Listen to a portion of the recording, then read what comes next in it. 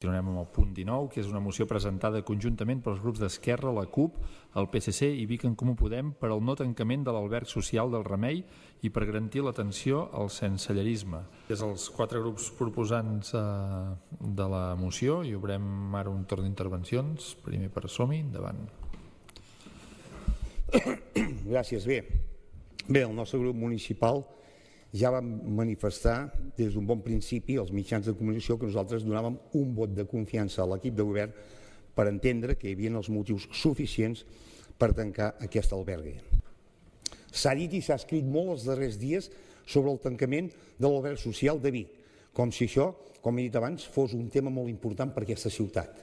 I he dit que no és que no fos important, però jo crec que als ciutadans de Vic els hi preocupen altres temes, com he dit abans, el descontrol de la immigració, la inseguretat ciutadana que hi ha aquí a la ciutat de Vic, el problema de l'habitatge. Crec que els hi preocupa més això i no un alberg que acull unes 20 persones i que a sobre no són de Vic i a sobre són conflictius. Aquesta és la realitat de l'alberg que tenim aquí a la ciutat de Vic. El que cal dir és que Vic no es pot convertir, evidentment, en una ONG, com pretenen els partits d'esquerra d'aquest Ajuntament, o que això esdevingui un efecte crida perquè cada vegada hi hagin més personatges d'aquests a la nostra ciutat. Els ciutadans, creguin bé, cada vegada tenen la fe més cega amb el partit de Som Identitaris, perquè nosaltres sempre hem defensat que els recursos han de ser, primer, pels de casa, segon, pels de casa i tercer, pels de casa. I aquest sí que és un missatge clar i entenedor que l'entenen tots els biguetans i biguetanes que viuen a la nostra ciutat. No s'equivoqui, senyor Martí, nosaltres no som d'extrema dreta, nosaltres som d'extrema necessitat per a la gent d'aquesta ciutat. Prenguin nota. Sí que em fa una miqueta de gràcia la preocupació i el mal que els hi fa amb els partits d'esquerra d'aquest Ajuntament, que coincidim en coses amb l'equip de govern. No els hi ha d'estranyar tampoc.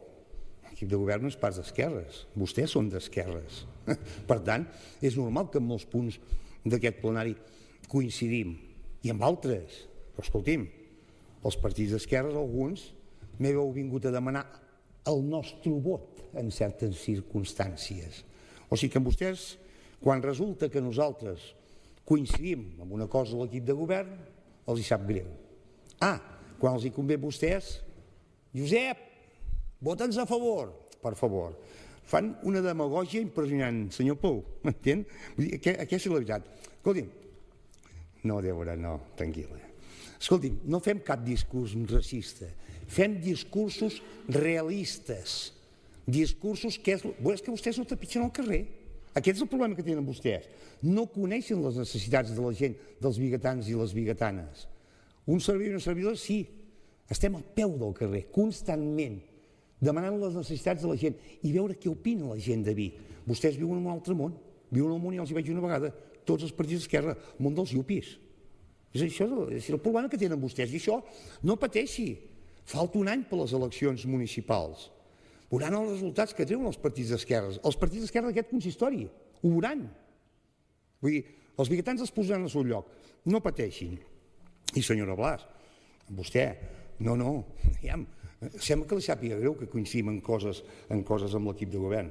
Vostès, els que haurien d'estar provats, escolti'm, vostès saben amb qui pacten al Parlament de Catalunya? Pacten amb els del 155. Això sí que és una verdadera vergonya. Un partit com el seu independentistes que pactin amb els del 155. Per tant, com deia en Bersi Auster, no hace falta decir nada más. Gràcies.